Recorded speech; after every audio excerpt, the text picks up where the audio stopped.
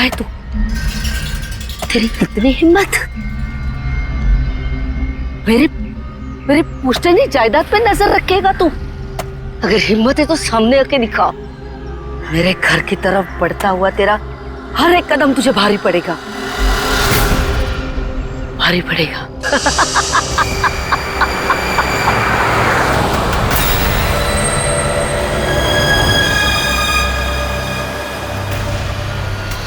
यार यहाँ पे तो कोई भी नहीं दिख रहा, किससे पूछूं? इतना घना जंगल है, कोई साइन बोर्ड भी नहीं है यहाँ पे।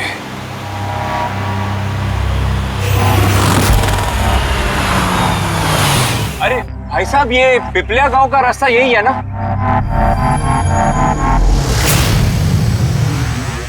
अरे सुनो ना भाई साहब, अरे बड़ा अजीब आदमी है।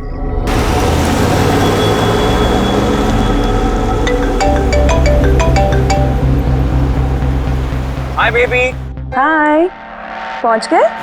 बस पहुंचने वाला हूँ। डोंट टेल मी तुम अब तक नहीं पहुंचे। इतने लेट कैसे हो गए? एक्चुअली क्या है, ये जगह शहर से काफी दूर है और यहाँ ज्यादा लोग भी नहीं दिख रहे मुझे। Alright, tell me, are you missing me? Of course. इसमें पूछने वाली क्या बात है? अच्छा तुम एक काम करो, जल्दी जल्दी ये सारी फॉर्मेलिटीज खत्म कर लो, अपनी सारी कागजी कार्रवाई एंड ऑल दैट। उसके बाद मे बी नेक्स्ट फ्लाइट से I can come and join you in India. What's it? Great, that's good news.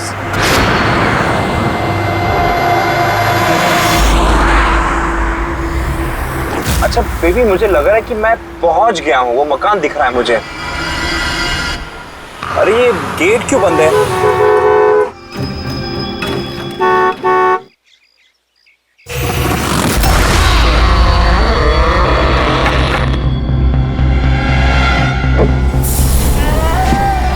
जी राय रंजीत के मकान में जा रहे हो? हाँ। मत जा, वो तेरी जिंदगी की सबसे बड़ी गलती होगी। मत जा। लेकिन आप कौन है? मैं तुम्हारी मौत, तुम्हारी मौत।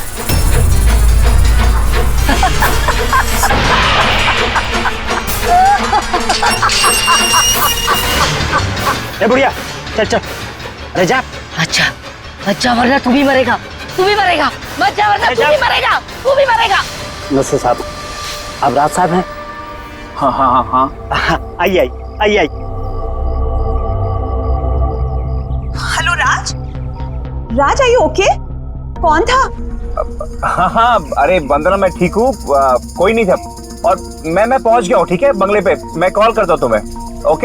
Okay, you take care. हाँ, I will speak to you soon. Bye.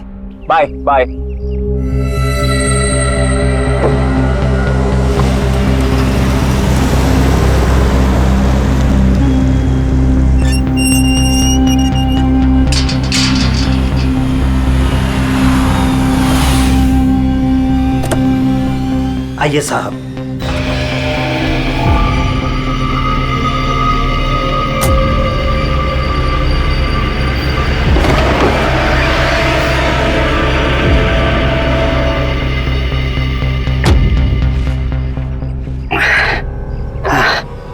साहब, सफर में कोई तकलीफ तो नहीं हुई?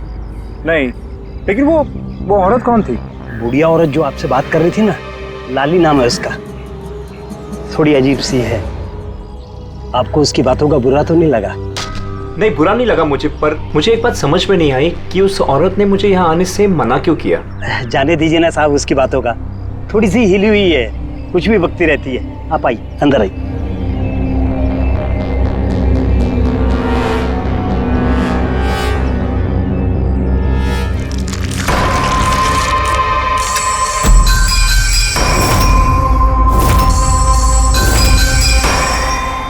ये आदमी तो मुझे बीच रास्ते में मिला था। उसका नाम कमल है, यहाँ का माली। हमने सोचा अब आप यहाँ पर रहने वाले हैं तो क्यों ना बगीचे के जो रंग बिरंगे फूल हैं फिर से खिल उठाएं। अच्छा, आइए साहब।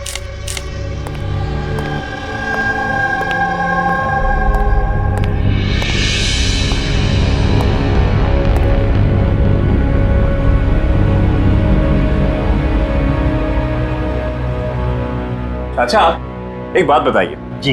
यहाँ कितने साल से काम कर रहे हैं आप? बस साहब ये समझ लीजिए कि मैंने बचपन में चलना यहीं से सीखा था, और अब इस घर से तभी जाऊंगा जब मेरी अर्थी उठेगी। साहब अब ये घर आपका है, कहीं आप मुझे नौकरी से निकाल तो नहीं देंगे? अरे नहीं नहीं नहीं चाचा, ऐसे कैसे बात कर रहे हैं आप? ऐसी कोई बात नहीं, बिल्कुल बेफिक्र रहिए।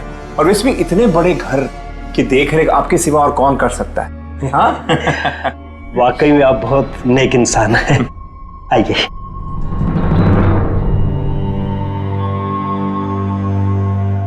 साहब ये है आपका रूम, वॉशरूम उधर है, आप फ्रेश हो जाइए, तब तक मैं आपके लिए खाने पीने का बंदोबस्त करता हूँ। ठीक है। ठीक है साहब।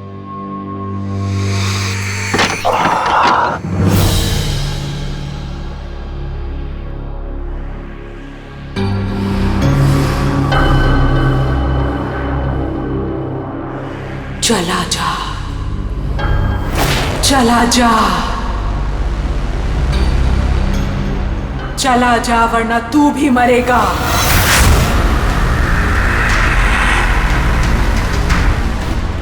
कौन?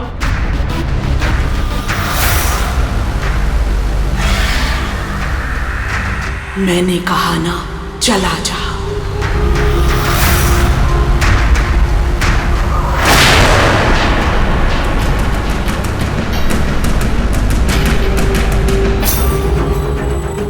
कौन है?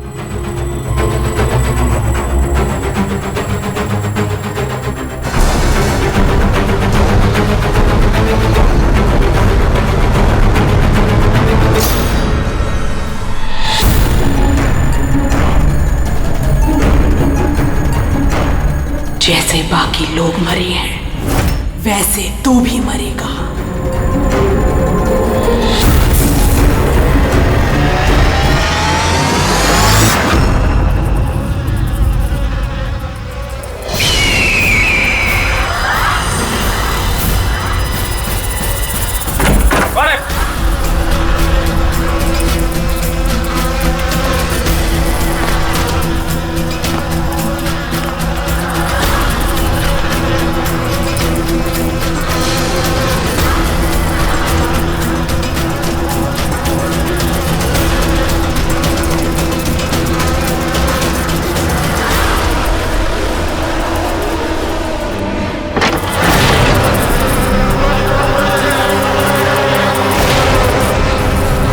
मधुमक्खी?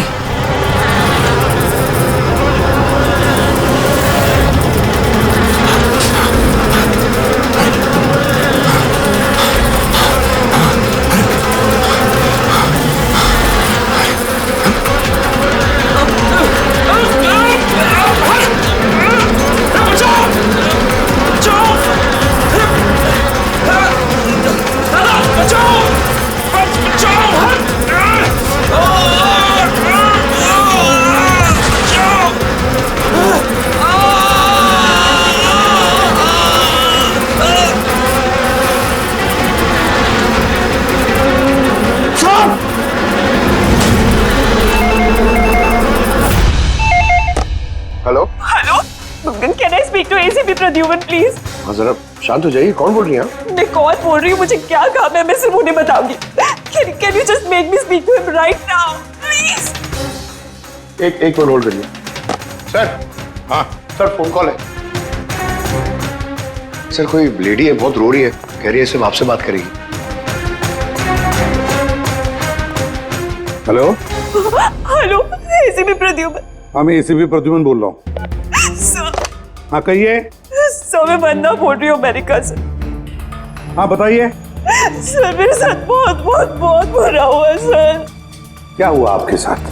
सर मेरे फियांसे राज इंडिया गए थे पुश्तैनी मकान खरीदते। सर मधुमक्खियों के काटने से उनकी मौत हो गई। क्या? अच्छा तो बताइए मैं क्या कर सकता हूँ आपके लिए? सर लेकिन मुझे लगता है कि उनकी मौत मधुमक्खियों के काटने से नहीं हुई। इनफैक्ट उनका मर्डर हुआ है। He's been killed. पर ऐसा क्यों लगता है आपको कि उनका खून हुआ है? सर वो जब प्रॉपर्टी खरीदने के बाद कागजी कार्रवाई के लिए जा रहे थे तो तब तब क्या हुआ? सर मैंने साफ साफ सुना था, राज को कोई औरत धमका रही थी। कौन थी वो औरत? No sir, I have no clue. जरा एक बात बताइए, क्या आपके राज की यहाँ इंडिया में किसी के साथ कोई दुश्मनी थी, कोई झगड़ा वगड़ा हुआ था? नहीं सर, राज की किसी के साथ कोई एनिमिटी, कोई दुश्मनी नहीं थी। इनफैक्ट राज तो इंडिया में किसी को जानता ही नहीं था। तो फिर कौन कर सकता है ये? कौन जान ले सकता है राज की? क्या आपको किसी पर शक है? नहीं सर, कोई शक नहीं। सर राज तो एक नेक काम करने जा रहे थे। कैसा काम? He wanted to start an orphanage. सिर्फ एक अनाथ आश्रम खोलना चाहते थे वो।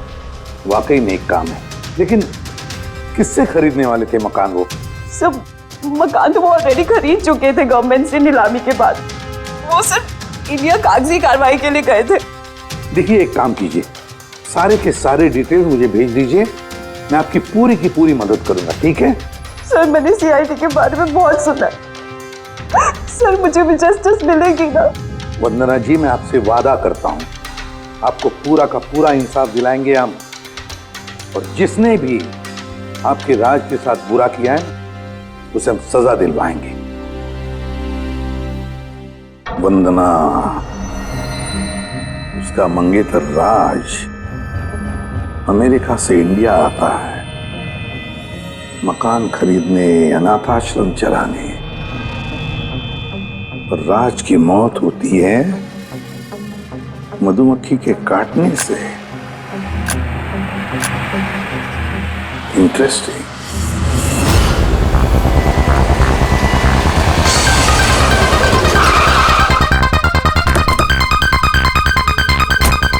सर यही वही बंगला है जो राज ने सरकार से नीलामी में खरीदा था। अच्छी खासी प्रॉपर्टी लग रही है। आप देखभाल करते हो उस जगह की? जी हाँ, कहिए। कहेंगे आप, हम सिर्फ सुनेंगे। क्या मतलब? सीआईडी? क्या बात होगी सर? राज राकेश नाम के एक आदमी का खून हुआ है यहाँ पे। बहुत बुरा हुआ सर उनके साथ। उन्होंने ही सरकार से ये मकान खरीदा था। हाँ, उन्हीं की बात कर रहे हैं। उनका खून नहीं हुआ, मधुमक्खियों के काटने से उनकी मौत हुई है। मैंने खुद अपनी आंखों से देखा था। नहीं देखा होगा आपने, लेकिन यहाँ इस बंगलों में आने से पहले किसी औरत ने उन्हें धमकी दी थी। कुछ जानते हो उस औरत के बारे में? अच्छा, वो लाली साहब, वो बुढ़िया तो बेतुकी बेसर की बातें करती रहती है। आप उसकी बातों को गंभीरता से मत लीजिए। क्या गंभीरता से लेना और क्या नहीं वो हम तय कर लेंगे। आप ये बताइए कि वो लाली वो रहती कहाँ है? कहीं भी नहीं सर। कहीं भी नहीं मतलब? उस बेचारी का ना तो अपना कोई घर है और ना ही कोई अपना परिवार। बस दिन भर इधर उधर घूमती रहती है। नहीं, कहीं तो बैठती होगी, खाना वाना खाती होगी, कोई एक जगह होगी ना जहाँ पे वो रहती होगी ज्यादातर। हाँ, पास में एक तालाब है, अक्सर वहीं बैठी रहती है। अच्छा, दे क्या तुम इस लाली से मिल लो, तब तक इस मकान का एक चक्कर लगा लेता हूँ मैं। ठीक है, अब जरा वो जगह दिखाओ जहाँ पे खून हुआ था। आइए साहब। राज साहब यहाँ गिरे पड़े थे।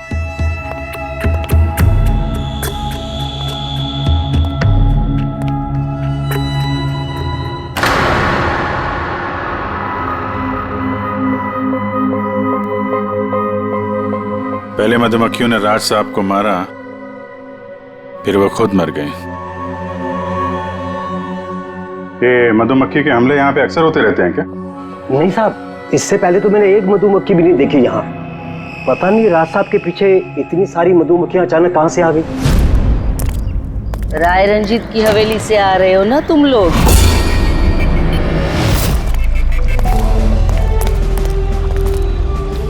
क्या कहा आपने? राय रंजीत के मकान से लौट रहे हो? आप कौन है? क्यों गए थे वहां? अपनी मौत को दावत देने गए थे? सर लगता है ये लाली है। आप लाली हो ना? हाँ, तुम्हें किसने बताया? तुम्हें राय रंजीत के जासूसों ने यहाँ भेजा है? हाँ, उन्होंने ही भेजा है ना यहाँ पे। कौन राय रंजीत? सांप था वो, सांप। उसने मेरी दादी को धोखा दिया, उन्हें अपने ही घर से धक्के मार के निकाल दिया। ऐसे बात शर्म आनी चाहिए तुम्हें रंजीत। तुम अपनी खुद की भाभी को घर से बाहर निकाल रहे हो। कम से कम अपने भैया का तो लिहाज किया होता। अरे उनका क्या लिहाज करना, उन्होंने खुद ही तो अंगूठा लगाकर ये घर मेरे नाम किया है। तूने उन्हें शराब पिलाकर धोखे से अंगूठा लगवाया था। अब क्यों किया, कैसे किया, इस गहराई में जाने से क्या फायदा। समझने वाली बात तो ये है कि ये मकान अब मेरा है और तू सड़क पर आ गई है। चलो निकलो इसे यहाँ से। अब तक कितने लोग मरे? वो सब लोग मर गए जिन्होंने वो मकान खरीदना चाहा। तुम लोग वो घर मत खरीदना, तुम भले लोग लग रहे हो, वरना तुम्हारी बीवी विधवा हो जाएगी।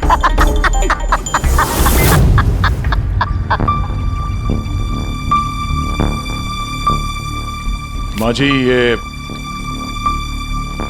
ये कुछ पैसे हैं, काम आएंगे।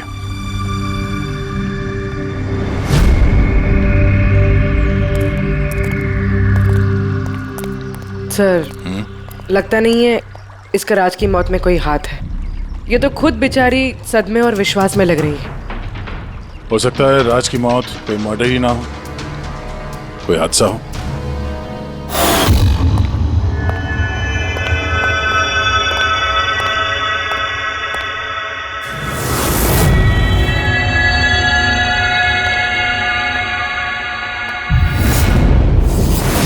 अरे ये कमरा खुला कैसे है? ये तो बंद था। एक मिनट रुको, शायद राज ने खोला।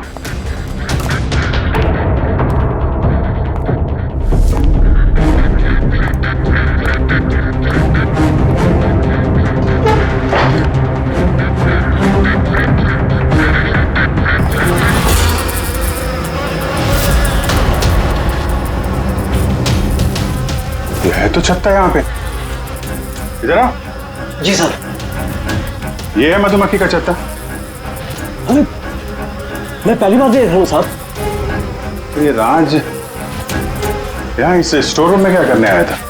साहब शायद बंगलू देखने आए होंगे।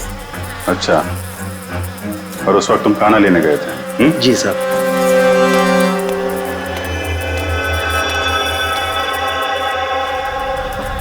वो कौन है? वो कमल है साहब, यहाँ का माली।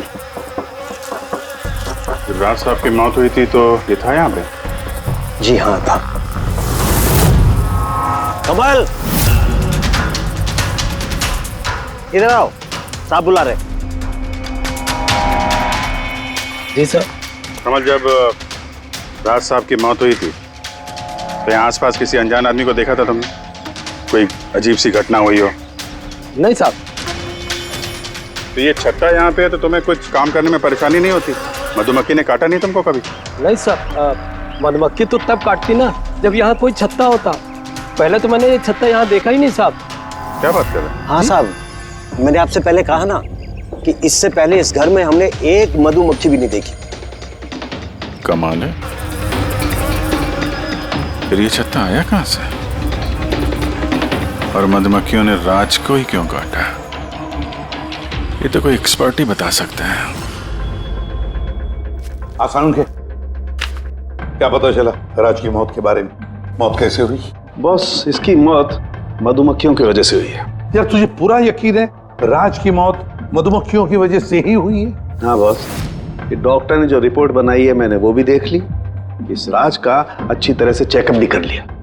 मुझे पूरा यकीन है राज की मौत मधुमक्खियों के डंक के जहर की वजह से ही हुई है। सर, बचपन में मुझे मधुमक्खी ने काटा था, मैं तो जिंदा हूं।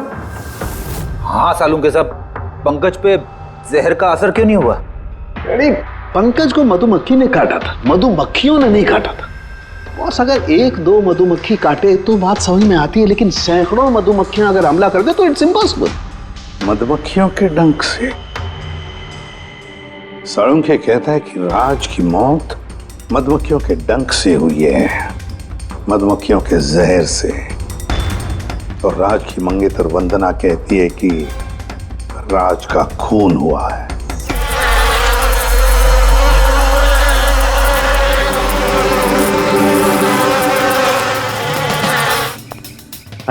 इस छत्ते को बाहर से लाकर यहाँ पर लगाया गया। मधुमक्खी के छत्ते को किसी और जगह से लाके किसी और जगह लगाया जा सकता है?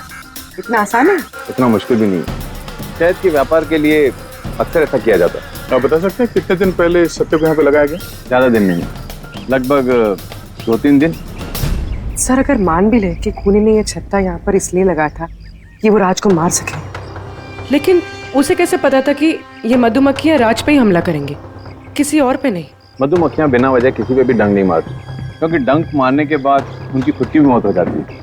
तो ऐसी क्या चीज है जो उन्हें उत्तेजित करती है अटैक करने के लिए? देखिए, जब उन्हें लगता है कि सामने वाले इंसान से उन्हें कुछ खतरा। अच्छा केदार साहब, ऐसा हो सकता है क्या कि मधुमक्खियों को ट्रेन किया जा सके कि वो किसी एक आदमी पे हमला करें?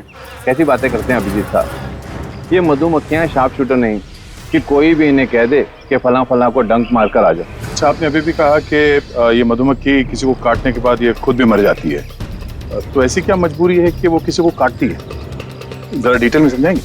मधुमक्खी जब भी किसी को डंक मारती है तो फेरोमोन नाम का एक गंध छोड़ती है, जिससे कि बाकी मधुमक्खियां सचेत होकर सब मिलकर उस पर हमला कर देती हैं।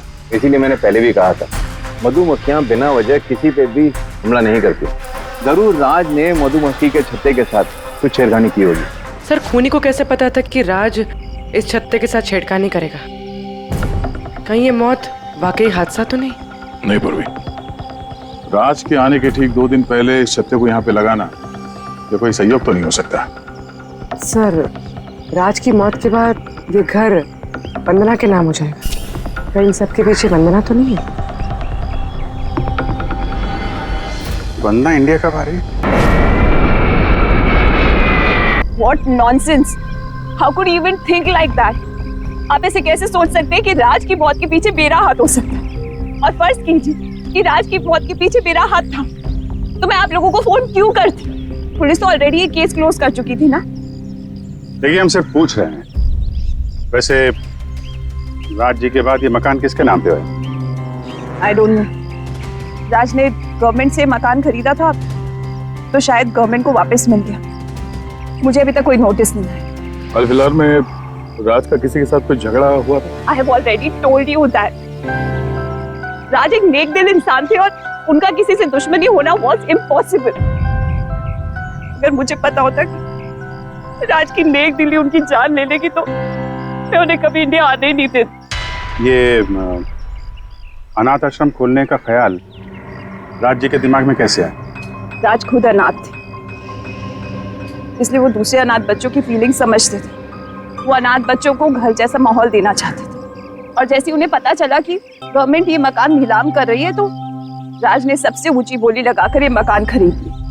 तो कहीं इस राज की मौत का कारण ये घर तो नहीं है? हो सकता है कोई और भी इस घर को खरीदना चाहता था, राज बीच में आ गया इसलिए। What? कोई इतना नीच कैसे हो सकता है? इस दुनिया से इंसानियत उठ गई है क्या?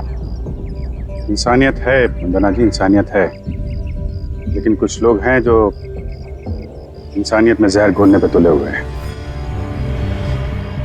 पता करते हैं किस किसको दिलचस्पी थी इस प्रॉपर्टी में। देखिए सर, मैं आप लोगों को नहीं बता सकता हूँ कि राज जी के अलावा किन किन लोगों ने इस नीलामी में हिस्सा लिया था। सॉरी। क्यों नहीं बता सकते? देखिए, ये सरकारी सर इंफॉर्मेशन है, ऐसे किसी के साथ शेयर नहीं कर सकता हूँ मैं। हम भी तो सीआईडी का ही काम कर रहे हैं। हाँ वो सब ठीक है, लेकिन क्या है कि अगर सरकारी नोटिस मिल जाए तो मैं ये आपको इन्फॉर्मेशन दे सकता हूँ, उसके बिना नहीं दिखा सकता सर। तो नोटिस मिल गया। आप खुश हैं? आप देखिए, अगर काम कायदे से होता है तो अच्छा लगता है। हाँ ठीक है, ये लीजिए, ये लीजिए। कुल मिलाकर सर 12 लोग थे जो इस बंगलो को खरीदना चाहते थे सर। सर इस बंगलो के पास एक्चुअली सरकार एक हाईवे बना रही है, इसलिए सब लोग बढ़ चढ़कर बोली लगा रहे हैं और हर कोई इस बंगलो को खरीदना चाहता है। अच्छा, ये राज जी की मौत के बाद अब ये मकान किसको मिलेगा?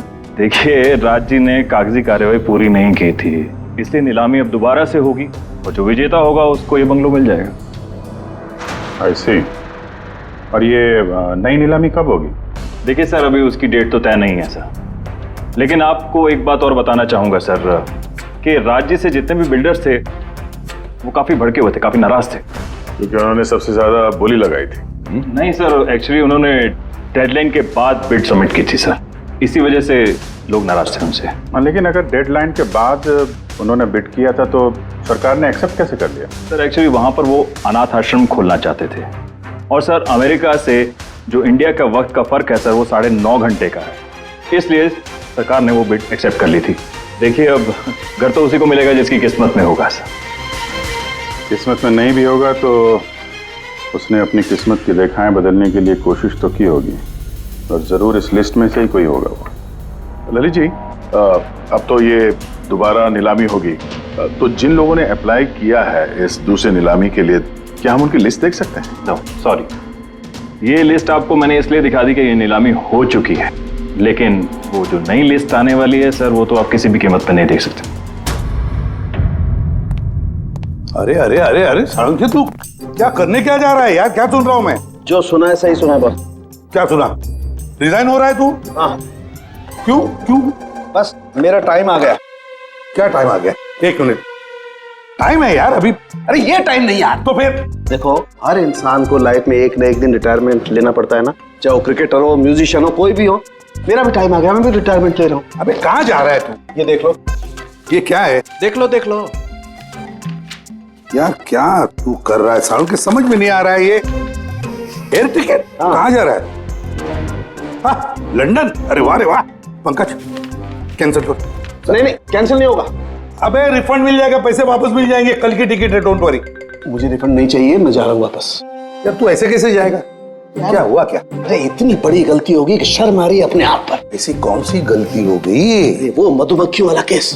मधुमक्खियों वाला केस? हाँ यार, हादसा नहीं है बॉस, वो खून है खून। यही मुझसे गलती हो गई। मधुमक्खी के एक्सपर्ट से बात हो गई तेरी? क्या बताया उसने?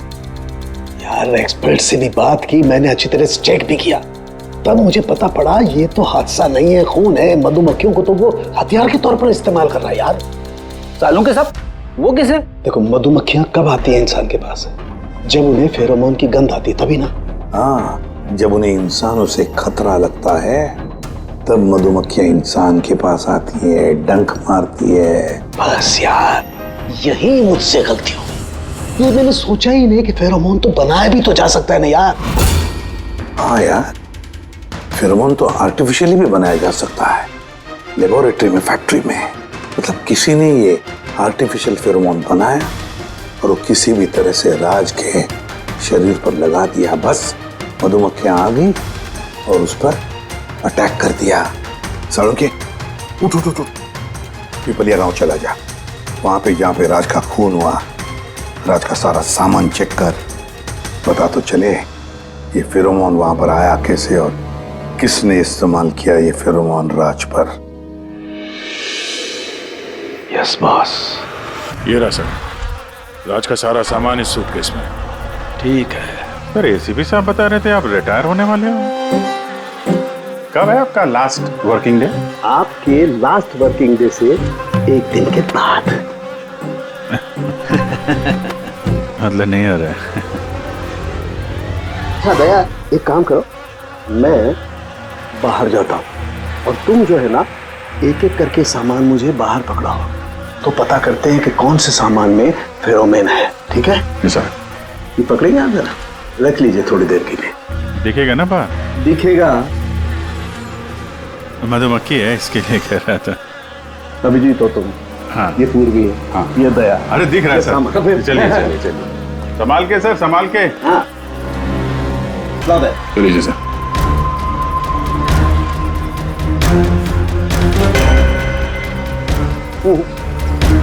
नहीं, इसमें फेरोमोन नहीं है। अरे सर संभल के। अरे कुछ नहीं, जिसमें फेरोमोन होता है उसी पे अटैक करती है।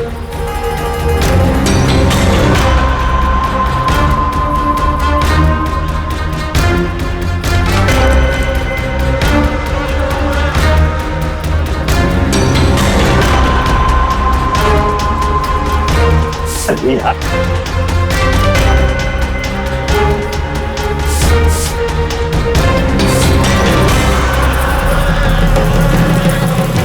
हरकत हुई, देखो देखो अटैकिंग मूड में आई है ये मधुमक्खी, देखो। सर किसी ने राज के परफ्यूम में फेरोमोन मिलाया। अरे यार ये मधुमक्खी ने मुझे काटा ना। सर आप निकलो यहाँ से। अरे यार, अरे पानी में जाओ, पानी में। पानी किधर है? अरे सामने उस तरफ सर। अरे उधर कुआं है सर, जाओ ना। कुएं में घुस जाओ। अरे सर निकलो यहाँ से, जाइए सर।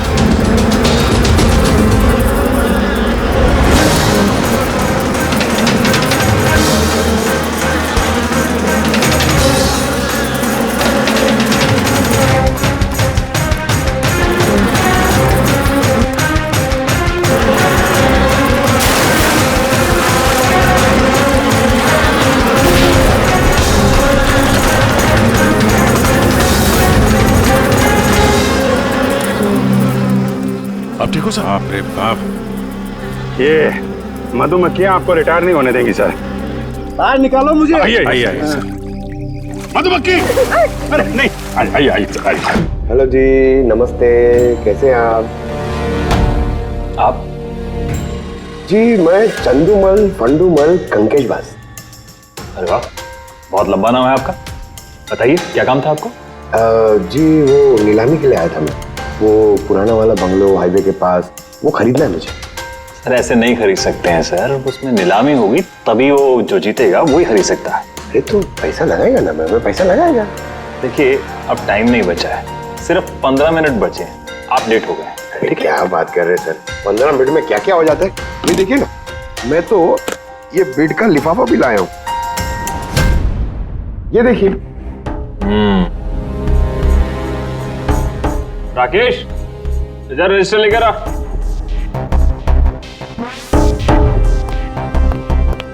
साहब को दो, एंट्री कीजिए साहब।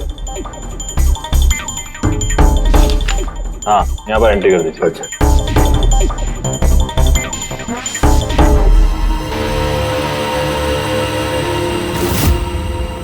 यहाँ साइन कर दीजिए लास्ट में। Good, like. अच्छा वेरी गुड, ये तो अच्छा हो गया सर। वो बंगले का चाबी? और मजाक कर रहे हैं? अरे चाबी ऐसे थोड़ा ना मिलता है। अरे भाई बोली लगेगी, नीलामी होगी, उसके बाद जो जीतेगा उसको मिलेगा। भाई क्या बात कर रहे हैं आप? बेट तो मैं ही जीतूंगा, ये पक्का है। भाभी और बच्चों को मेरा प्यार देना, ठीक है सर? Thank you. पता नहीं कहाँ कहाँ से चले आते हैं, कमाल है।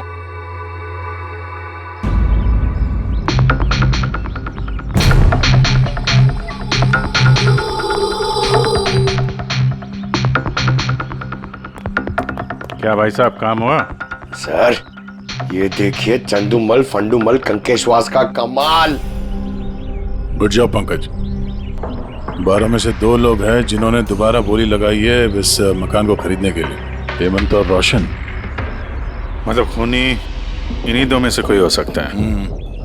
और जो कोई भी है, इस बार भी इस मकान को हथियाने के लिए किसी भी हद तक जा सकता है।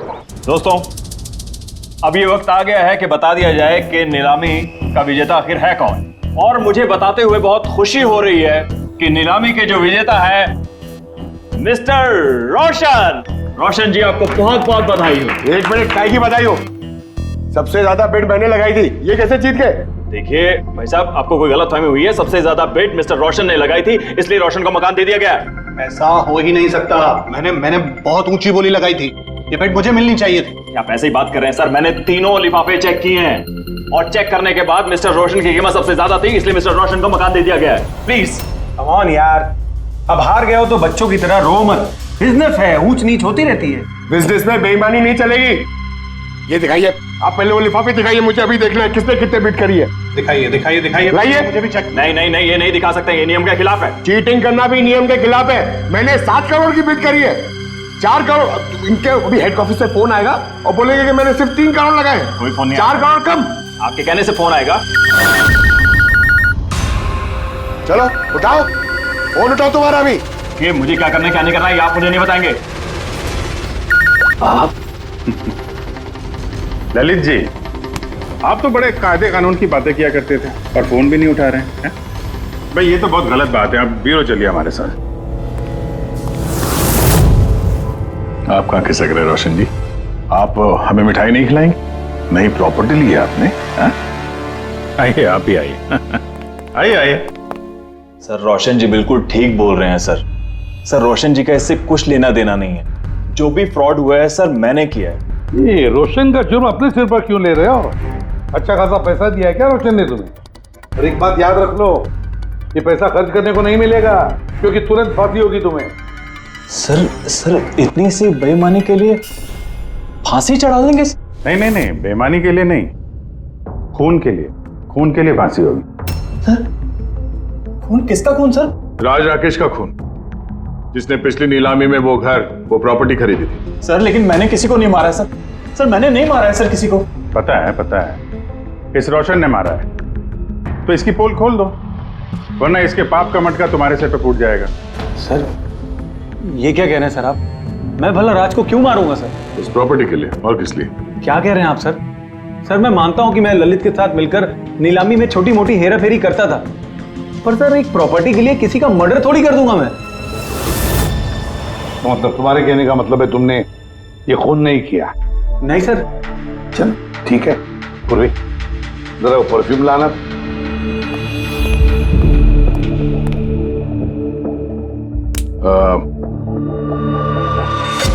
ये परफ्यूम छिड़क दूं? हाँ? बाहर मधुमक्खियों का छत्ता है, क्या होता है? Sir perfume? हाँ आपकी मर्जी सर, लेकिन हमारे इस केस से परफ्यूम का क्या लेना देना सर? मुझे वाकई पता नहीं इस परफ्यूम का कोई इस केस से संबंध है। सर जी हम सच कह रहे हैं सर, राज जी की मौत से हमारा कोई संबंध नहीं है सर। ललित बिल्कुल ठीक कह रहा सर।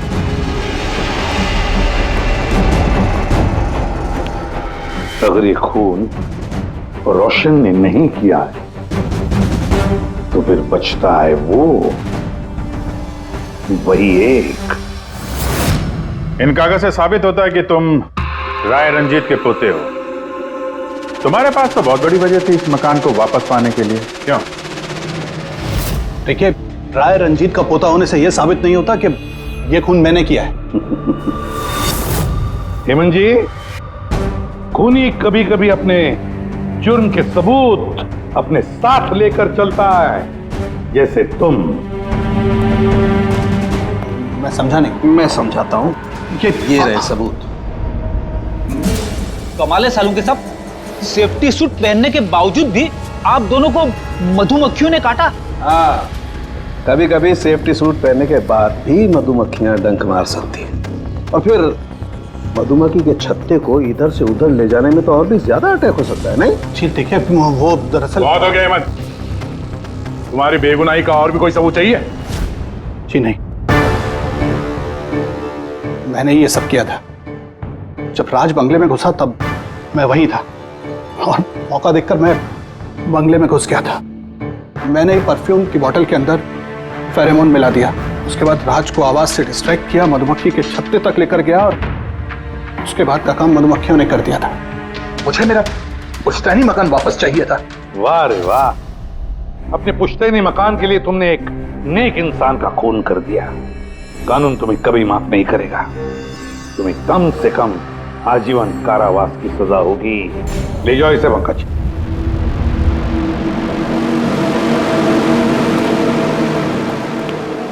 पंखे, केस खत्म, रिटायर हो सकता है तू। मुझे रिटायर होना ही नहीं है। कल तक तो बोल रहा था रिटायर करो। वो कल की बात थी। भगवान, मतलब पीछा तो नहीं छूटने वाला इस आदमी से अपना। हाँ, पीछा नहीं छूटने वाला है किसी का, किसी से नहीं। मुझे तुम्हारे बिना चैन नहीं, और तुम्हें मेरे बिना चैन नहीं। ये लीजिए, सरकार ने बंगलो अब राज से आपके नाम करने का निर्णय लिया है। उम्मीद है कि अब आप मिस्टर राज के अनाथ आश्रम खोलने का सपना पूरा कर पाएंगे। राज के जाने के बाद मेरी लाइफ का यही मकसद रह गया है, उसका आखिरी सपना पूरा करना। But thank you so much Raj को जस्टिस दिलाने के लिए। हमने जो कुछ भी किया वो तो हमारा फर्ज था। आपको और कोई मदद की जरूरत हो तो हमें जरूर याद करिएगा। कभी कभी आते रहिएगा, उन बच्चों को भी आपसे इंस्पिरेशन मिलेगी। ये भी कोई पूछने की बात है? हो सकता है उन बच्चों में हमें कोई हमारा नया सीआईडी ऑफिसर मिल जाए।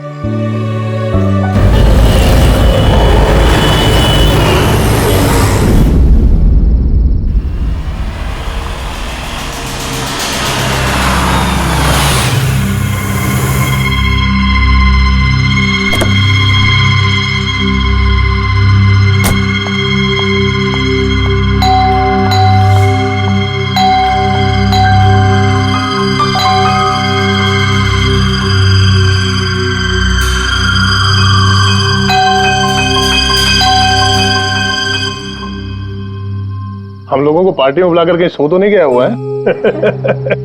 सर अपनी खुद की बर्थडे पार्टी में कैसे सो सकते हैं? अरे कोई भरोसा नहीं है, 60 साल का हो गया वो। सुधीर बाहर आ भाई। हेलो, पार्टी आज ही है कल की? हाँ पार्टी आज ही है, हम श्योर। मैं फोन करता हूँ एक बार।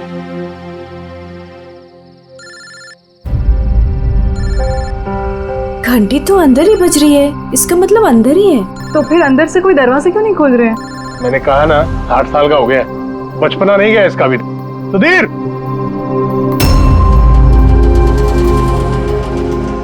उधर खिड़की की तरफ जाकर देखेंगे। हाँ हाँ सर चलते हैं।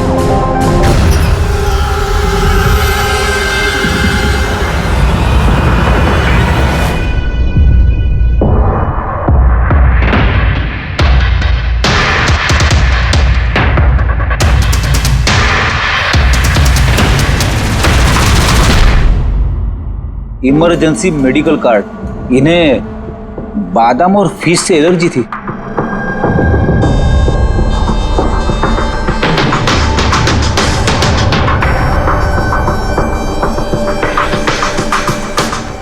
सर केक भी पूरा खाया नहीं है, ये देखिए। लगता है केक कटने के तुरंत बाद ही इन लोगों की मौत हो गई।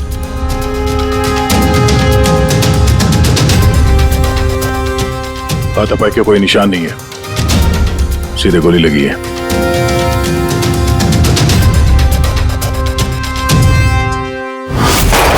यहीं से गोली मारी होगी।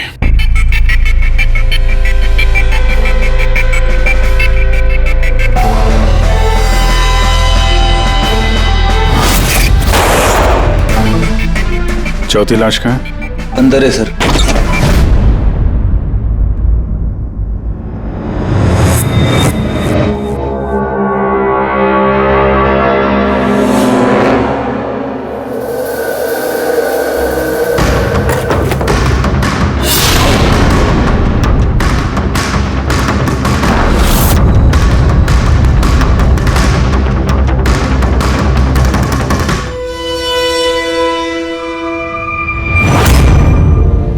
Gun case?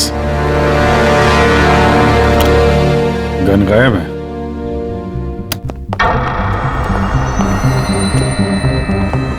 वैसे सर इस हादसे को कितना टाइम हुआ होगा? इन चारों की मौत कल दोपहर में 2 बजे से 4 बजे के बीच में हुई। कौन लोग है ये, कुछ पता चला? हाँ सर, वो सुधीर जी हैं, आरके विप्स इंडस्ट्रीज के चेयरमैन। वो उनका बड़ा बेटा नील और ये उनका छोटा बेटा रितेश। और अंदर जो है वो सुधीर जी की वाइफ है माया। सर नील और रितेश दोनों आरके विप्स कंपनी के बोर्ड मेंबर थे, लेकिन कंपनी की हालत बहुत खराब थी, बंद होने पे आ गई थी। महीनों से बिल नहीं भरे और मार्केट का कर्जा नहीं चुकाया, बहुत सारे प्रॉब्लम थे। तो फिर यहाँ सेलिब्रेशन किस बात का हो रहा था? सर सुधीर जी का 60th बर्थडे था। बर्थडे सेलिब्रेट कर रहे थे? तो और भी लोग आए होंगे ना यहाँ पे? ऑफिस के कुछ लोग आए थे सर, और उनसे पूछताछ करके उन्हें जाने दिया।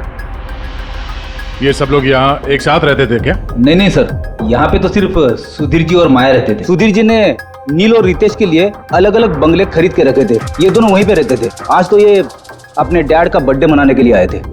सर शाम को बहुत बड़ी पार्टी होने वाली थी, केक काटने के कुछ मिनट बाद ही सबकी मौत हो गई। पार्टी प्लान करने वाली टीम आई थी यहाँ पर, किसी ने दरवाजा नहीं खोला तो वापस चली।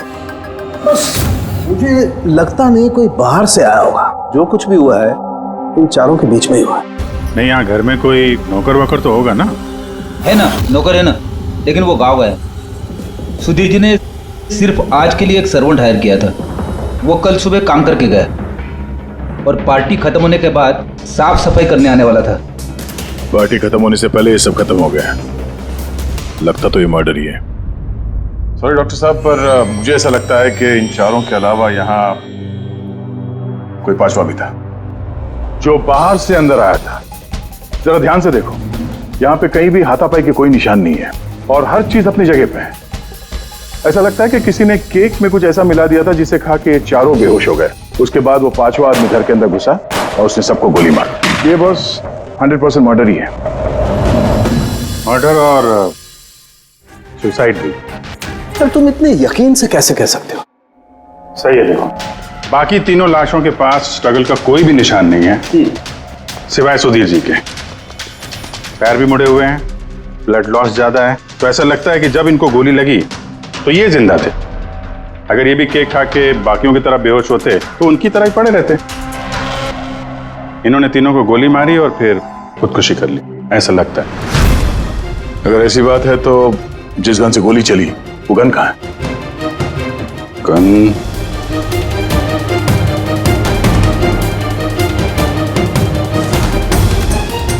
यहाँ गोली लगी है गणपति पे। सुधीर जी ने अगर गन चलाई होगी तो ऐसे गिरे और गन वाला हाथ जमीन पे टकराया और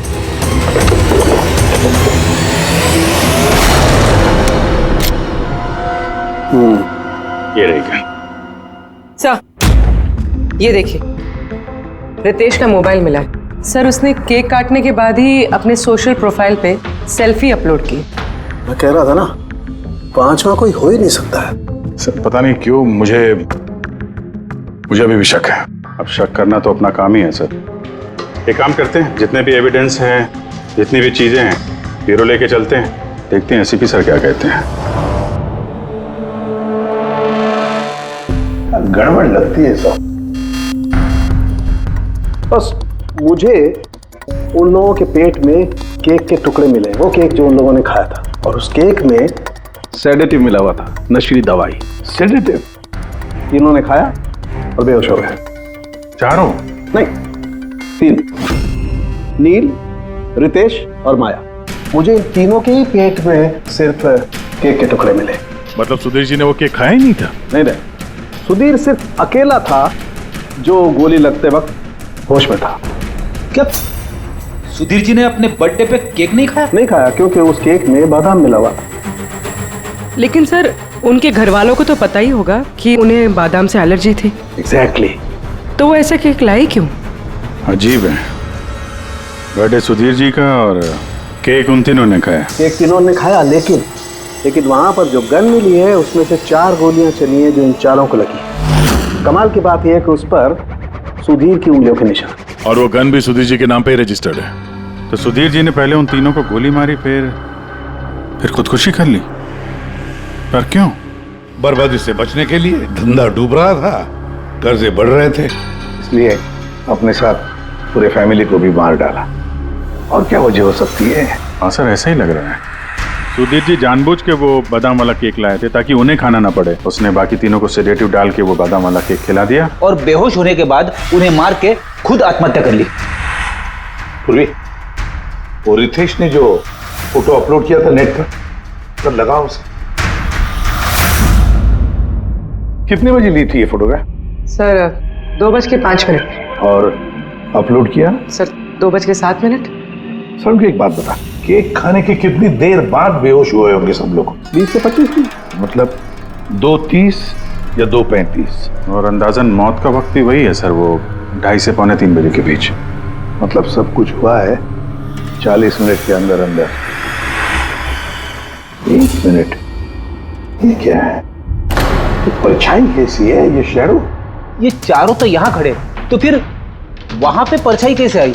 वहीं जाकर देखना होगा कि ये शैडो कैसा है। 2:04। पर्दे वर्दे की पोजीशन सेम हो गई ना? बिल्कुल सर। पोजीशन ले लेते हैं।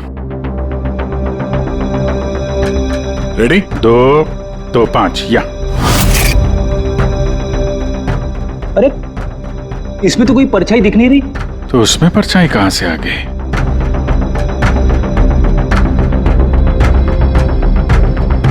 धूप इधर से आ रही। पूर्वी जरा उधर जाके खड़ी हो ना। या बस। हाँ, इसमें परछाई दिख रही है, बिल्कुल वैसी की वैसी, सेम टू सेम। मैं सही था, यहाँ पे कोई पांचवा भी था। और वो वहीं खड़ा था जहाँ मैं खड़ी थी। ये वही आदमी है जिसने सुधीर जी और उनकी फैमिली को मारा है। और उसने हमें ऑलमोस्ट धोखा दे दिया कि ये मर्डर कम सुसाइड है। और उसी की परछाई ने उसे धोखा दे दिया।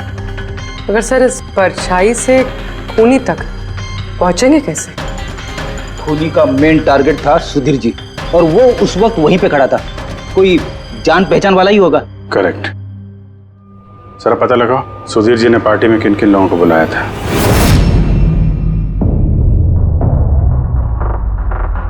सब मैं परी। तुम सुधीर जी की एग्जीक्यूटिव असिस्टेंट थी? जी सर, मैं Janhvi, marketing head. Yes sir. जी मेरा नाम जगन्नाथ है, मैं कंपनी का लॉयर हूँ। और सुधीर जी के पर्सनल लॉयर भी। जी हाँ, लेकिन आप लोग हमसे क्या जानना चाहते हैं? सुधीर जी की कंपनी में करीब 300 लोग काम करते हैं, लेकिन उन्होंने अपनी पार्टी में सिर्फ आप तीनों को बुलाया। ऐसा क्या खास रिश्ता था आप लोगों का सुधीर जी के साथ? सर, मैंने पहले भी कहा है कि मैं उनकी एग्जीक्यूटिव असिस्टेंट थी। तो एक एग्जीक्यूटिव असिस्टेंट के साथ इतने पर्सनल रिलेशन? सर, मैं सिर्फ उनका काम ही नहीं बल्कि उनकी पूरी लाइफ मैनेज करते थे। आई मीन पर्सनल और प्रोफेशनल दोनों। और उस दिन में मैं पार्टी मैनेज करने गई थी, सेलिब्रेट करने नहीं। और आप वकील साहब? सर सुधीर और मैं बचपन के दोस्त हैं, उसका बर्थडे और मैं ना जाऊं ये कैसे हो सकता है? और आपको क्यों इनवाइट किया था सुधीर जी ने पार्टी में? सर, मुझे सुधीर सर ने नहीं, नील ने इनवाइट किया था। मैं और नील बहुत अच्छे फ्रेंड्स थे। सी, आप उनका पूरा शेड्यूल मैनेज करती थी। तो पार्टी वाले दिन कोई मिलने आने वाला था? कोई मीटिंग वगैरह रखी थी आप लोगों ने? सर, उस दिन बैंक हॉलीडे था तो कुछ मीटिंग या अपॉइंटमेंट नहीं थी, और उनका बर्थडे था तो वो पूरा दिन अपनी फैमिली के साथ ही स्पेंड करना चाहते थे। कल दोपहर 2 और 3 के बीच में आप तीनों कहाँ थे? सर, मैं तो अपने घर पे ही थी, वी ब्लॉग बना रही थी। V blog? Video blog. मेरा एक इंटरनेट चैनल है जिस पर मैं कुछ वीडियो बना के अपलोड करती हूँ। सर, मैं घर पे सो रही थी, मेरी तबीयत ठीक नहीं थी। सर मैं अपनी फैमिली के साथ फिल्म देखने गया था। अच्छा, इधर हाल ही में सुधीर जी के बिहेवियर में कोई बदलाव देखा आप लोगों ने? हाँ सर, मैंने एक बात नोटिस की थी। सर, अभी से कुछ 1 महीने पहले हम लोगों की मीटिंग चल रही थी।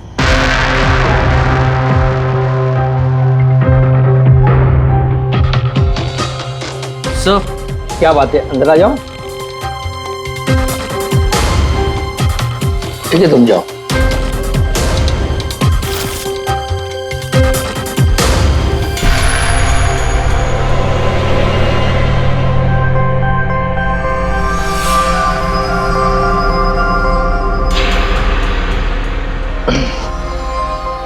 Sorry gentleman, meeting is over.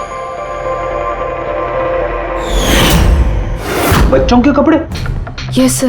अच्छा, और कुछ नोटिस किया आप लोगों ने? कोई अजीब बात? हाँ सर, कुछ 2 हफ्ता पहले मुझे सुधीर ने बोला था कि वो अपनी वसीयत चेंज करना चाहता है। वसीयत बदलना चाहते थे? क्यों? पता नहीं सर, उनकी वसीयत में 3 लोगों के नाम थे, एक उनकी बीवी का, माया का, और 2 उनके बेटे। लेकिन वो एक चौथा नाम उसमें जुड़वाना चाहता था, ऐड करवाना चाहता था। क्या नाम क्या था उस चौथे का? सर नाम तो उसने नहीं बताया। आपने वसीयत बदली थी? जी मैंने सब पेपर्स तैयार कर दिए थे, बस नाम भर के और सुधीर को साइन करने थे। फिर पता नहीं क्या हुआ, अचानक अपने बर्थडे से कुछ दिन पहले उसने मुझे कहा कि वसीयत नहीं बदलनी, वो पुरानी वाली वसीयत ही रखनी है। ठीक है, अब ये चौथा आदमी कहां से आ गया जिसका नाम सुधीर जी अपनी विल में इंक्लूड करना चाहते थे? सुधीर जी की मौत का इस चौथे से कोई कनेक्शन हो सकता है? मुझे तो यही बात समझ में नहीं आ रही है, ये बच्चों के कपड़े कोई क्यों भेजेगा किसी को? बच्चों के कपड़े अगर भेजा गया था तो फिर वो एनवेलप कहाँ है? सुधीर जी के घर को तो हमने अच्छी तरह से चेक किया था, वहां पे तो ऐसा कुछ भी नहीं मिला हमें। घर में नहीं तो ऑफिस में।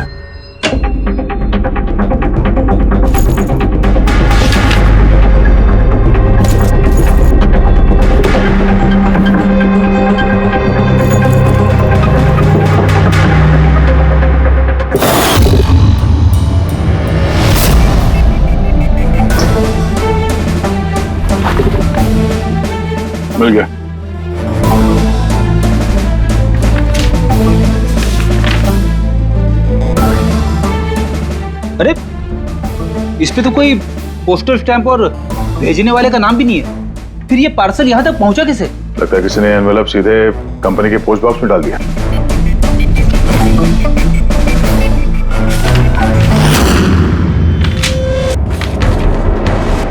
इस एनवेलप को डॉक्टर सालुंकी के पास भेज देते हैं, शायद उन्हें कुछ मिले। ठीक है।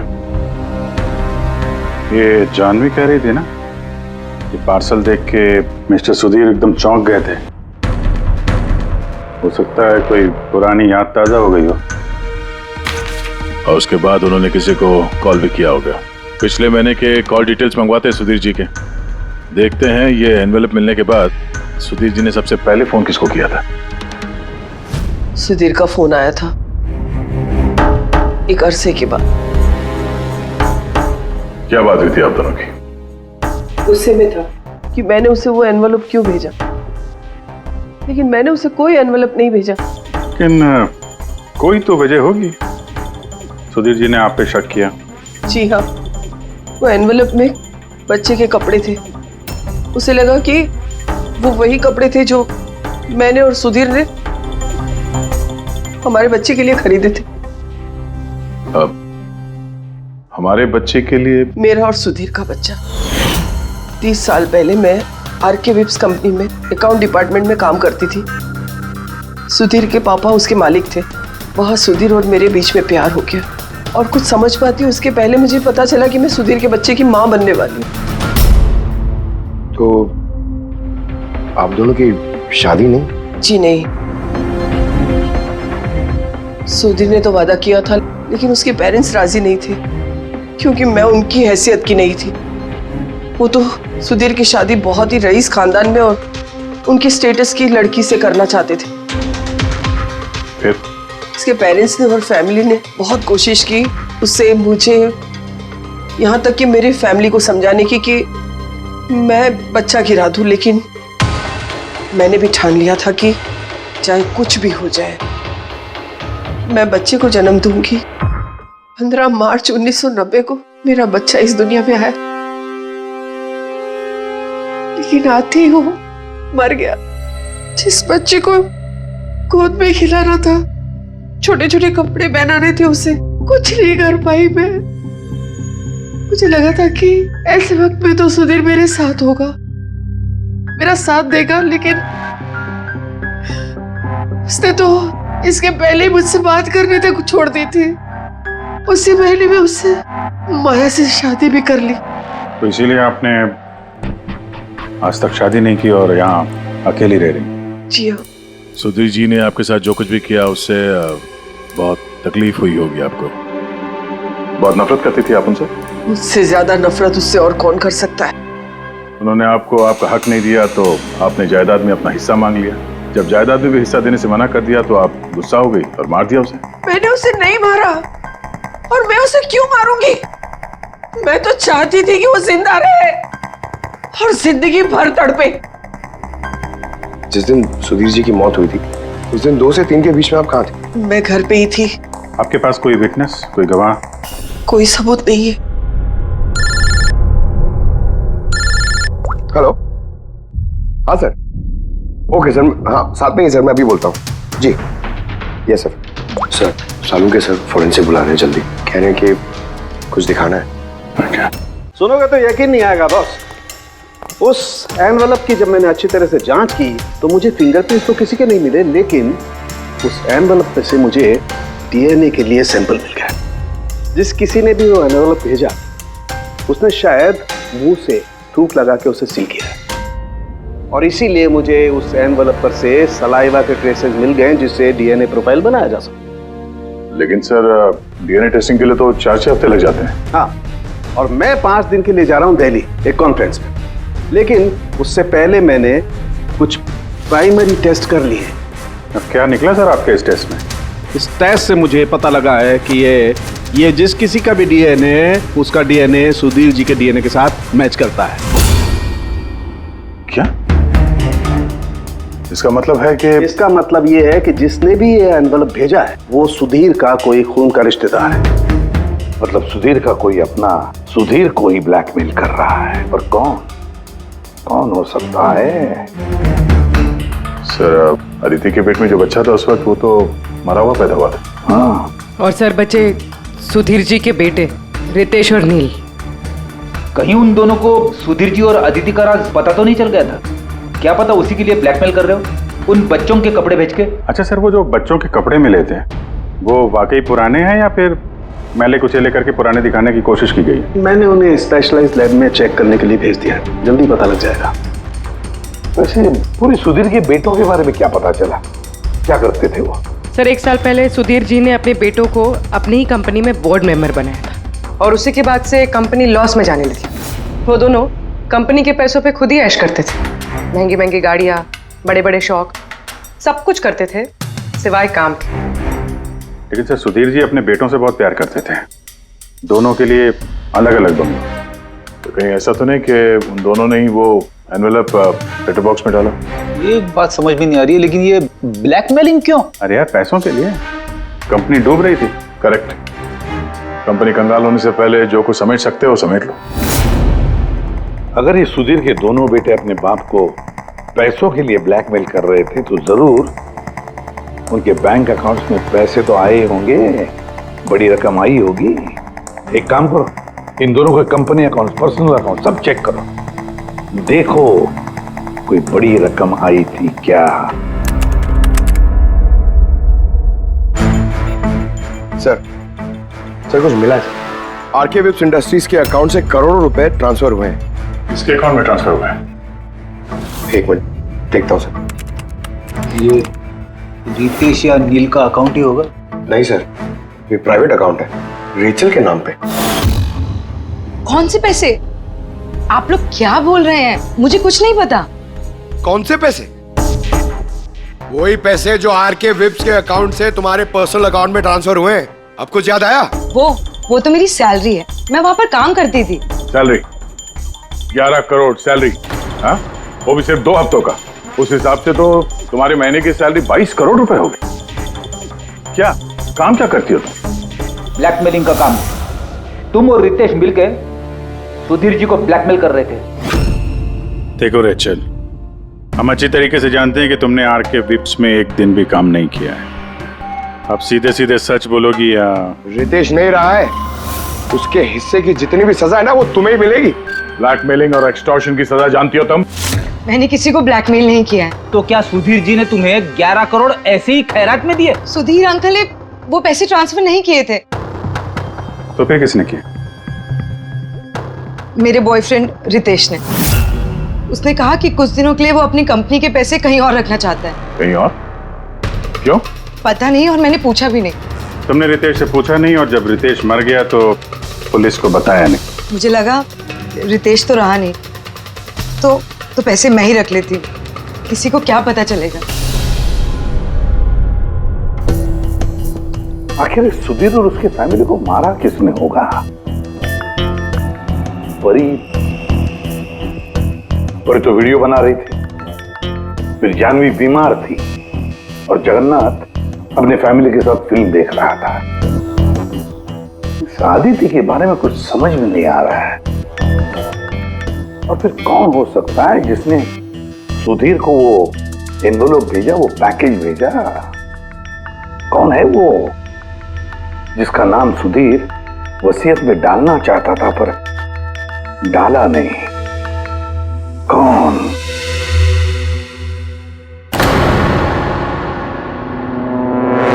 फ्रिज में दूसरा केक कहां से आया? हाँ सर, ये 2 केक। वही तो, जब बर्थडे था तब सुधीर ने अपने फैमिली के साथ छोटा वाला केक क्यों काटा, जबकि इतना बड़ा केक है फ्रिज में? सर, ताकि वो रात में पार्टी पे ये बड़ा वाला केक खा सके। अरे यार, सुधीर जी कोई 18 साल के बच्चे थोड़ी ना थे जो अपने बर्थडे के लिए 2 केक मंगाएंगे।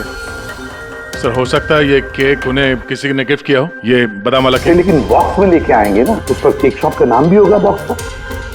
नहीं सर, वहाँ हमें तो कोई बॉक्स मिला नहीं। हो सकता है किसी ने केक घर पे बनाया हो, तभी हमें बॉक्स नहीं मिला वहाँ पे। लेकिन ये बादाम वाला केक बनाया किसने होगा? सर, सर मैं जानवी का सोशल प्रोफाइल चेक कर रही थी। उसके ऐसे बहुत सारे फोटोज हैं जिनमें वो केक्स और पेस्ट्रीज बेक कर रही है। बेकिंग का बहुत शौक है उसे। हाँ मुझे बेकिंग पसंद है। तो क्या? तो कुछ नहीं, तुमने बादाम वाला केक बनाया था ना सुधीर जी के लिए। जब मुझे पता है कि उनको बादाम से एलर्जी थी तो मैं उनके लिए बादाम वाला केक क्यों बनाऊंगी? क्योंकि तुम चाहती थी कि वो केक ना खाए, खाते तो बेहोश हो जाते ना। और तुम चाहते थे कि जब तुम उन्हें मारो वो होश में रहे, तड़पे तुम्हारे साथ, गिड़गिड़ाए, है ना? मैं सुधीर अंकल को क्यों मारना चाहूंगी? तुमने केक में सेडेटिव नहीं मिलाया रितेश, नील और माया को मारने के लिए? आप लोग ये सब क्या बोले जा रहे हैं? बस बस, नाटक बंद। तुमने बोला था ना कि तुम उस दिन बीमार थी और घर पर ही थी, कहीं नहीं गई थी। फिर पार्टी में कैसे गई थी? ना पार्टी में। मैं सच में 2-3 बजे तक सो रही थी। फिर मैं जब सोकर उठी तो मुझे लगा कि मैं थोड़ा बेटर फील कर रही हूँ और इसलिए मैं पार्टी में चली गई। इसमें मैंने क्या गलत किया? अगर तुम 2 से 3 बजे तक सो रही थी तो 2:30 बजे के आसपास जब सुधीर जी की मौत हुई तब तुम्हारा मोबाइल उनके घर के पास क्या कर रहा था? देखो जानवी, झूठ बोल के कोई फायदा नहीं है।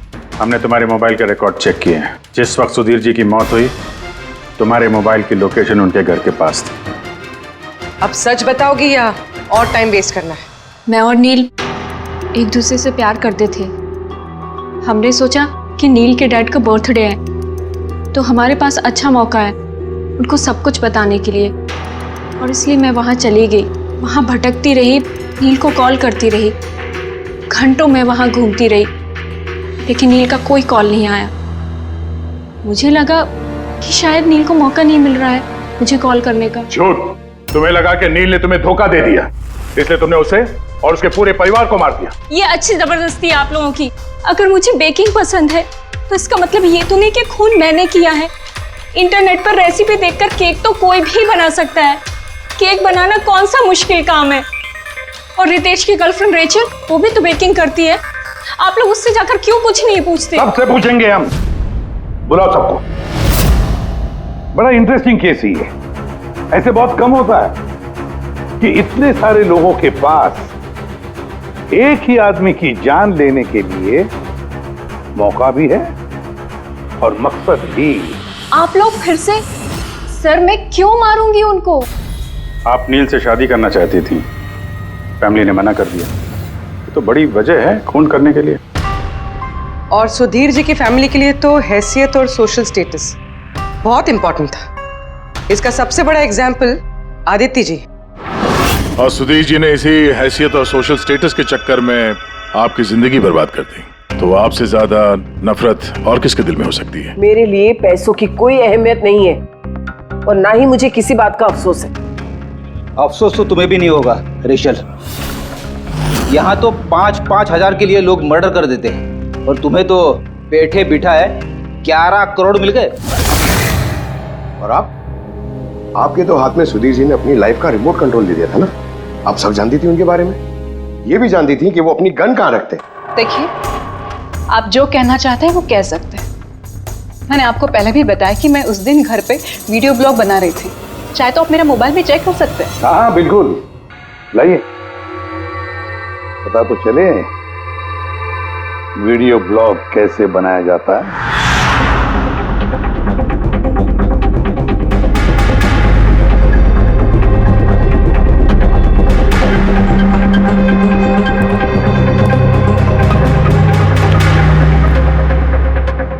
सर, अब तो आपको यकीन आ गया ना कि उस दिन मैं अपने घर पे DIY वीडियो बना रही थी। DIY मतलब? Do it yourself. सर, मैं अपने इंटरनेट चैनल पे लोगों को रोज के काम करने के इजी तरीके बताती हूँ। Do it yourself. सर, हाँ, न्यूज़पेपर देखिए, डेट भी वही है। हाँ है तो वही। यानी वीडियो उसी दिन शूट हुआ है। सर, पूरे सर, मैंने मेमोरी कार्ड पे डेट और टाइम चेक किया। ये वीडियो उसी दिन बना है, 2 और 4 के बीच बना है। अच्छा। और सर, परी की मोबाइल लोकेशन क्रॉस चेक की हमने तो पता चला कि उस दिन वो घर पे ही थी। पूर्वी एक काम करो, इन चारों लेडीज को अलग अलग कमरे में बिठाओ। सर, चलिए।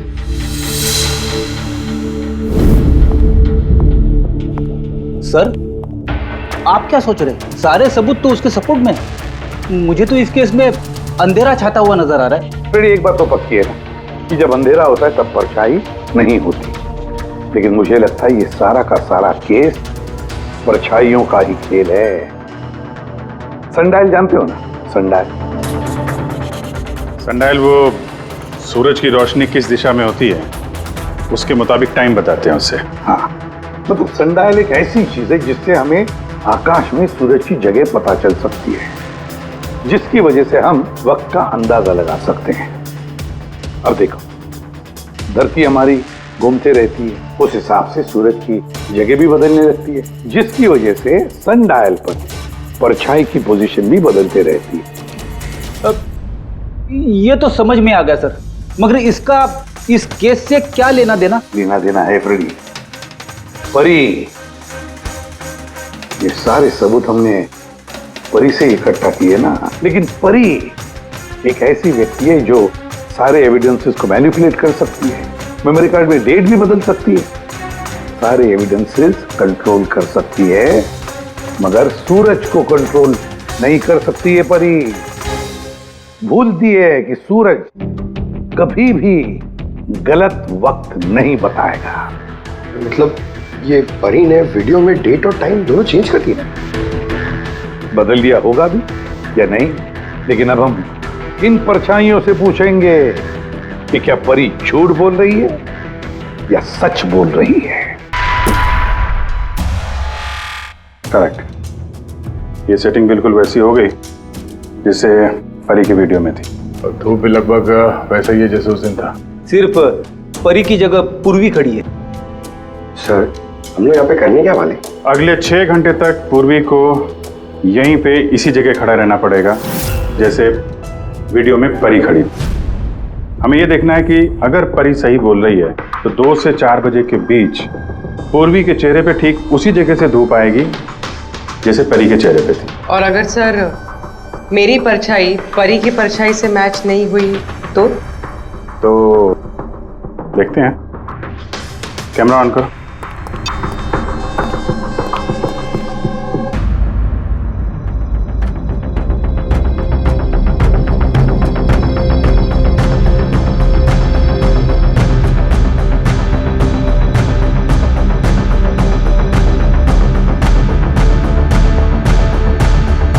चलो, गुड। ओके पूर्वी, रिलैक्स। सर, क्या है वीडियो में? देखने दो यार।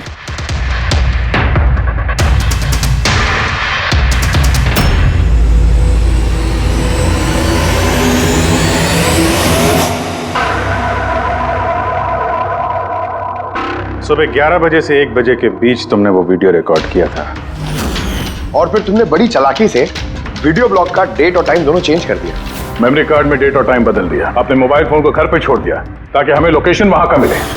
तुम्हें क्या लगा ये सब करने से हम लोग बेवकूफ बन जाएंगे? हा? ना तुम हमें बेवकूफ बना सकी, ना आसमान में निकले सूरज को। तुम्हारे वीडियो में धूप का डायरेक्शन देखकर साफ पता चल रहा है कि वो वीडियो 11 और 1 के बीच शूट हुआ है। अच्छी कोशिश की थी तुमने, लेकिन रिसर्च में कच्ची रह गई तुम। परी, तुम्हारे बारे में हमने सब कुछ जान लिया है। परी, हमें ज्यादा से ज्यादा 4 हफ्ते लगेंगे तुम्हारा डीएनए टेस्ट करके ये प्रूव करने में कि तुम सुधीर जी की बेटी हो, लेकिन उसे सच बदल नहीं जाएगा।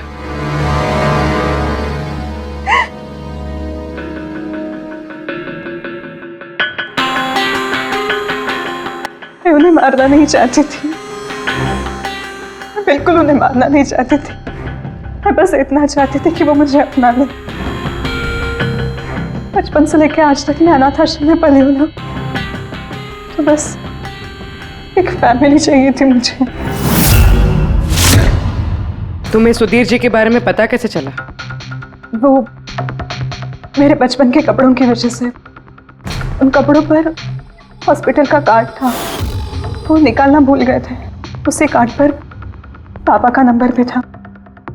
मैंने पापा को बहुत ढूंढा था, फिर लास्ट ईयर मुझे उनकी कंपनी के बारे में पता चला। लेकिन तुमने उनकी कंपनी क्यों ज्वाइन की? तुम तो चाहती कहीं भी सुधीर जी से मिलकर बता सकती थी कि तुम उनकी बेटी हो। लेकिन मैं पहले उन्हें जानना चाहती थी, मिलना चाहती थी, फिर धीरे धीरे मुझे पता चला कि वो बुरे इंसान नहीं है, वो दिल के अच्छे हैं। तब मुझे ऐसा लगा कि शायद उस वक्त के हालात खराब होंगे, इसलिए उन्होंने मुझे अनाथ आश्रम में भेज दिया था। मगर अब तो सब ठीक हो गया था ना, अब तो वो मुझे अपना सकते थे ना। तो फिर तुमने उनसे मिलते ही वसीयत में हिस्सा क्यों मांगा? क्योंकि मैं जानना चाहती थी कि उनके लिए इम्पोर्टेंट क्या है, पैसे या मैं। तभी सुधीर जी अपनी वसीयत चेंज करना चाहते थे।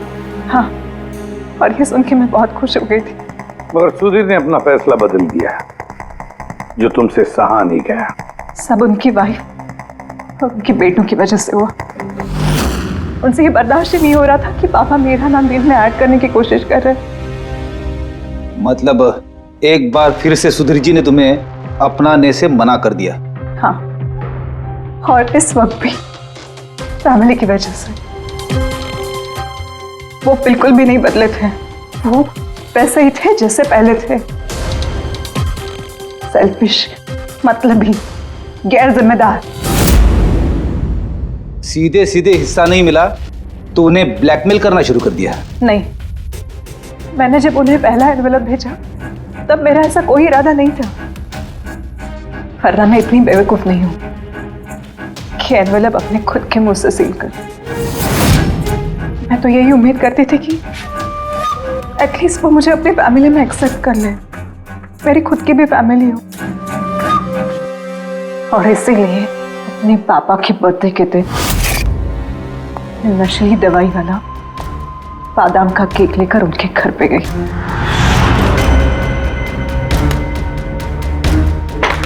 Happy birthday to you.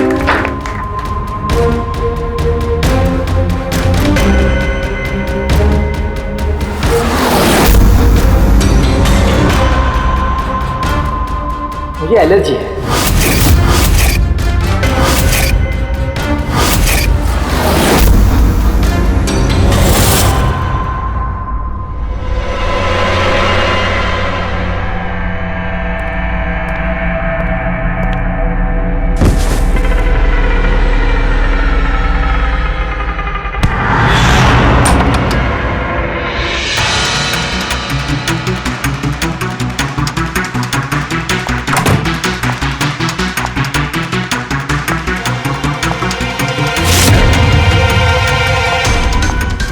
बेटा,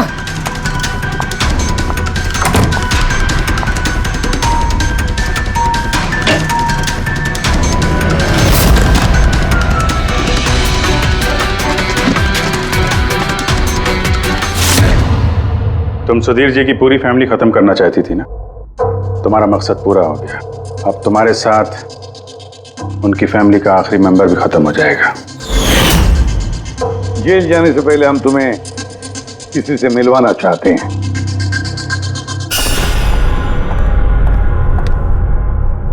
ये आदिति जी, तुम्हारी माँ। हाँ, आपसे झूठ कहा गया था कि आपका बच्चा मरा हुआ पैदा हुआ है।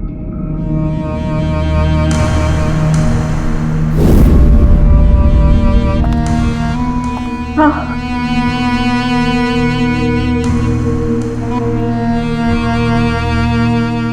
परी ने सुधीर और उसके परिवार को खत्म कर दिया।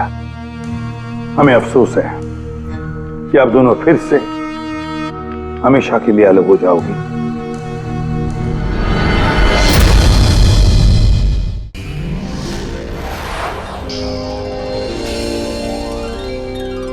CID के और भी मजेदार और सस्पेंस से जुड़े एपिसोड्स को देखने के लिए हमारे चैनल को सब्सक्राइब करें और बेल आइकॉन दबाना ना भूलें।